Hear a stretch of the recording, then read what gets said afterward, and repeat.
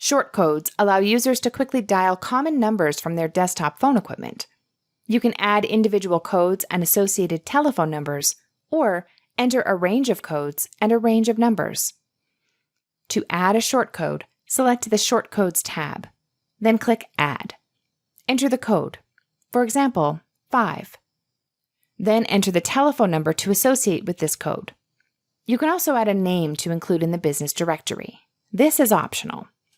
Select Add to save. Once configured, users in the business group can use these codes to place calls from their desktop phone equipment. Shortcodes can also be imported or exported in bulk using a CSV file. To ensure that the import code is in the correct format, use the Export button to download a file with the existing shortcodes.